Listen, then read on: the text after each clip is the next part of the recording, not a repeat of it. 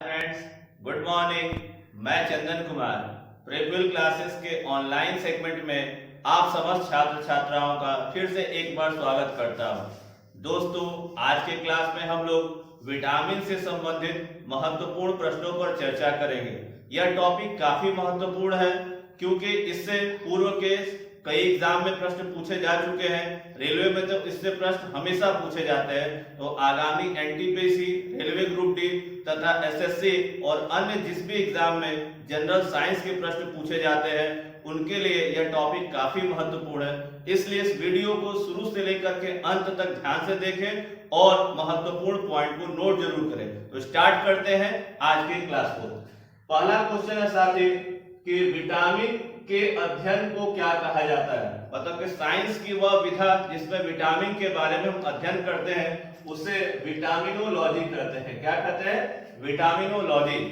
अगला प्रश्न है कि विटामिन क्या होते हैं। एक्चुअल में विटामिन क्या होते हैं तो याद रखेंगे यह एक क्या है, कार्बनिक यौगिक है, ऑर्गेनिक कंपाउंड के रूप में होते हैं।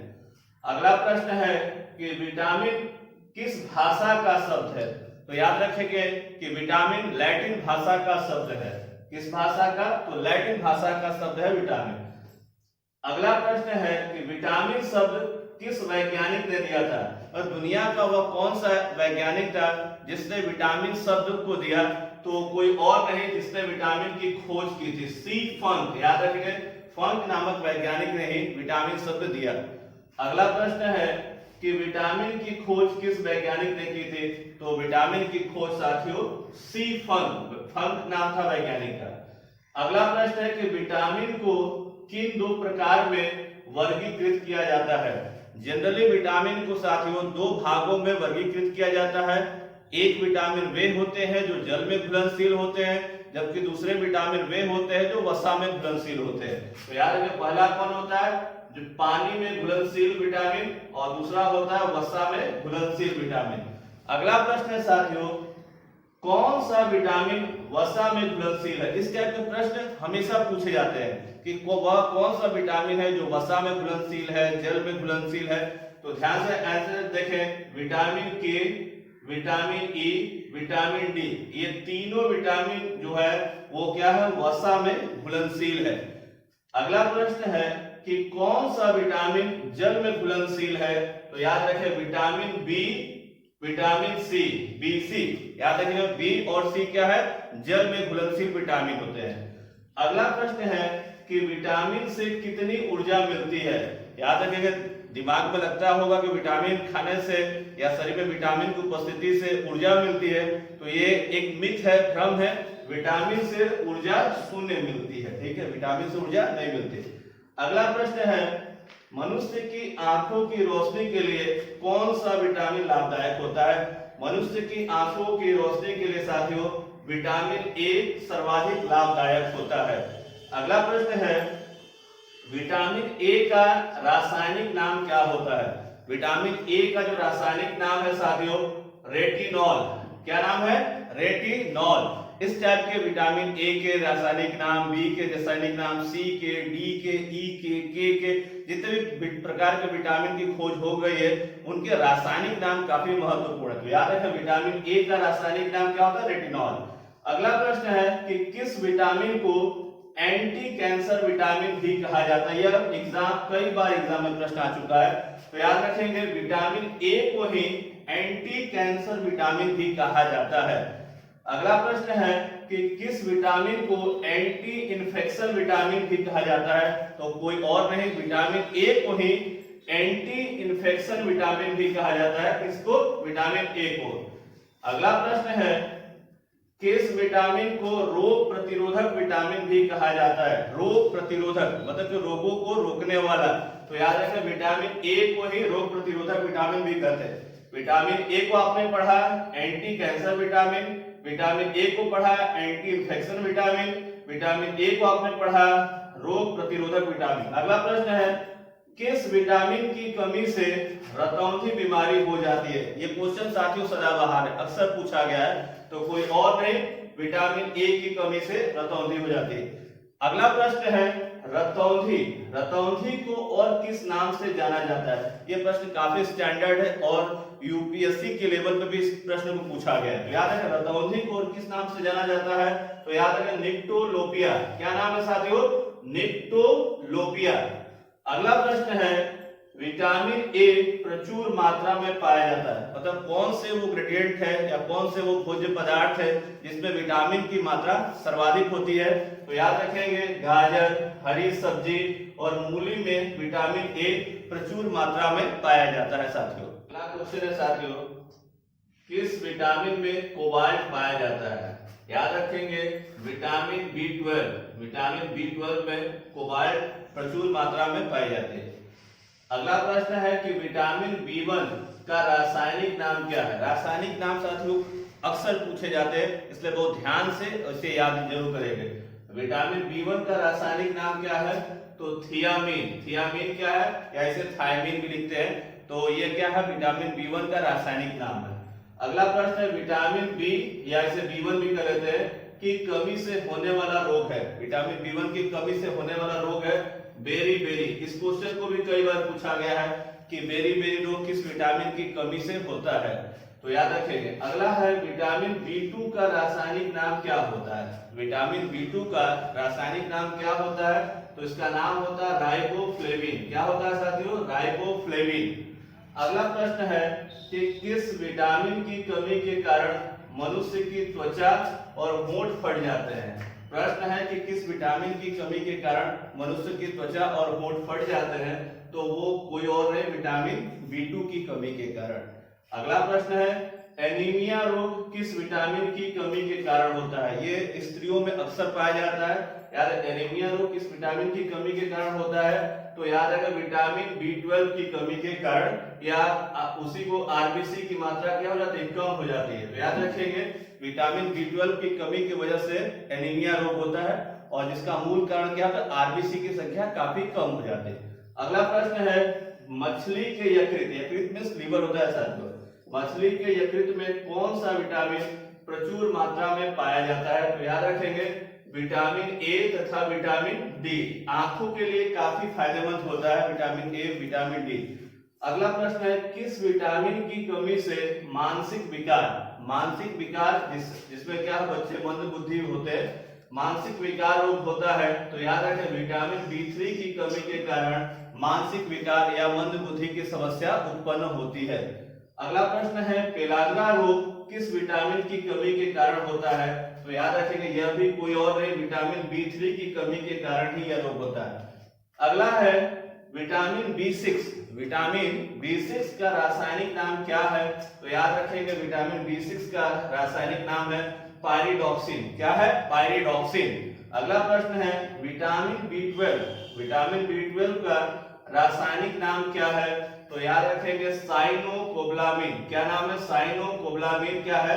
विटामिन B12 का रासायनिक नाम होता है। अगला है विटामिन B5, विटामिन B5 का रासायनिक नाम क्या होता है? तो याद रखेंगे इसे कहते हैं पेंटोथेनिक अम्ल। क्या कहते हैं साथियों? पेंटोथेनिक अम्ल या एसिड कहते हैं।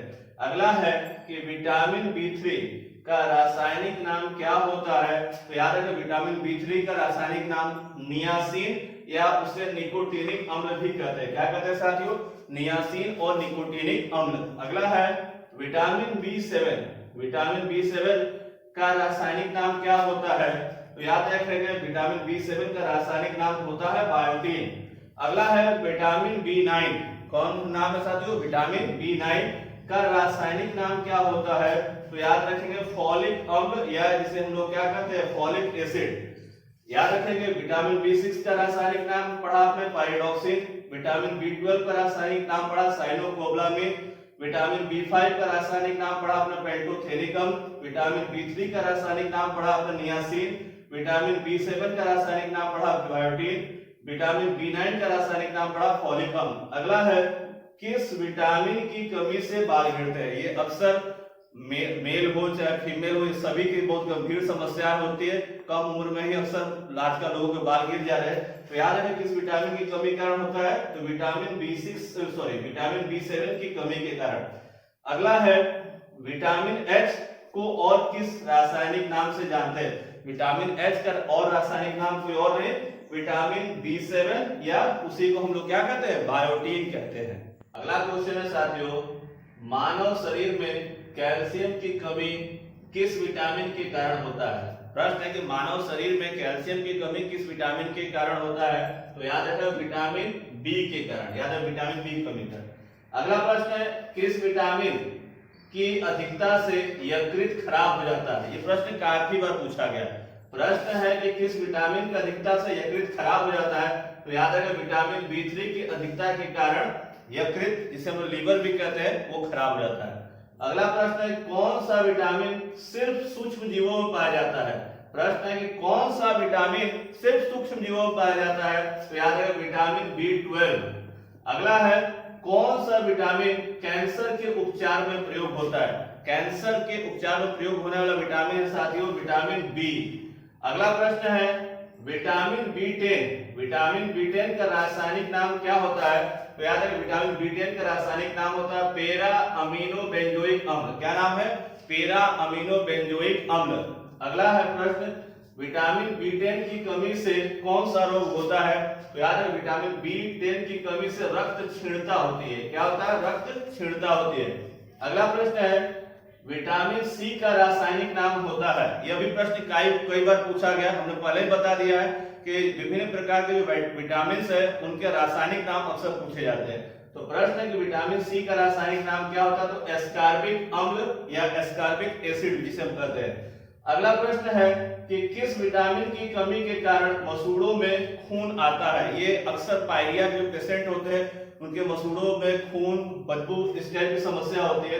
तो विटामिन का नाम है विटामिन सी। विटामिन सी की कमी के कारण मसूड़ों में क्या है, खून आता है। इसलिए कहा जाता है कि आंवले और जो भी है अमरूद, इस तरह के फलों का सेवन करना चाहिए, जिससे इस प्रकार की समस्या दूर होती है।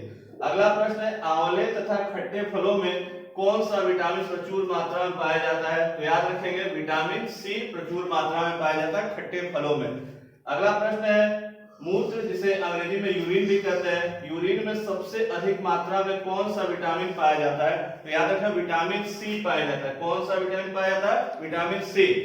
अगला प्रश्न है, घाव, घाव जिसे हम वुंड भी कहते हैं, घाव को भरने में कौन सा विटामिन सहायक होता है। प्रश्न है कि घाव को भरने में कौन सा विटामिन सर्वाधिक सहायक होता है, वो कोई और नहीं विटामिन सी ही होता है। अगला प्रश्न है, ये प्रश्न मोस्ट इंपोर्टेंट है साथियों, जिसे काफी हायर स्टैंडर्ड एग्जाम में पूछा गया। प्रश्न है कि सूर्य का प्रकाश त्वचा में उपस्थित इरेगिस्ट्रॉल, क्या नाम है साथियों, इरेगिस्ट्रॉल को किस विटामिन में परिवर्तित करता है, तो याद रखेंगे विटामिन डी में परिवर्तित करता है। प्रश्न को फिर से समझे। प्रश्न है कि सूर्य का प्रकाश त्वचा में उपस्थित इरेगिस्ट्रॉल को किस विटामिन में परिवर्तित करता है, तो विटामिन डी। तो हम लोग कहते हैं कि सूर्य से हमें क्या मिलता है, तो विटामिन डी मिलता है। विटामिन डी क्यों मिलता है, क्योंकि हमारे त्वचा में इरेगिस्ट्रॉल होता है जो सूर्य की रोशनी क्या उसे विटामिन डी में कन्वर्ट करती है। हमारा अगला प्रश्न है, किस विटामिन की कमी के कारण मानव शरीर के चोटिल भाग से खून का बहाव कम नहीं होता है, तो यार विटामिन के कारण, विटामिन के कारण क्या है, जो चोटिल इंसान होता है उसका जो खून है वो जल्दी नहीं रुकता है। अगला प्रश्न है, अगला प्रश्न भी कई बार पूछा गया है, नवजात शिशु को रक्तस्रावी रोग, नवजात शिशु को रक्तस्रावी रोग जिसे हेमरहाजिक, याद है क्या नाम है, हेमरेहाजिक, किस विटामिन की कमी के कारण होता है, तो याद है विटामिन के कारण। विटामिन के कारण नवजात शिशु में रक्तस्रावी रोग हेमरेहाजिक होता है। अगला प्रश्न है, विटामिन के का रासायनिक नाम क्या है, तो याद है विटामिन के का रासायनिक नाम है फिलोक्विनोन, या जिसे क्विनोन भी हम लोग कहते हैं। क्या नाम है साथियों, फिलोक्विनोन। अगला प्रश्न है, विटामिन ई का रासायनिक नाम क्या है, तो याद है विटामिन ई का रासायनिक नाम क्या है साथियों, टोकोफेरॉल। दोस्तों आज के वीडियो में हमने महत्वपूर्ण विटामिन से संबंधित प्रश्नों के बारे में आपको बताया। आपको अगर यह वीडियो अच्छा लगा हो तो इस वीडियो को ज्यादा से ज्यादा शेयर करें, लाइक करना ना भूलें, और आप अगर हमारे चैनल पर नए हो साथियों तो चैनल को सब्सक्राइब जरूर करें। धन्यवाद दोस्तों, नमस्कार।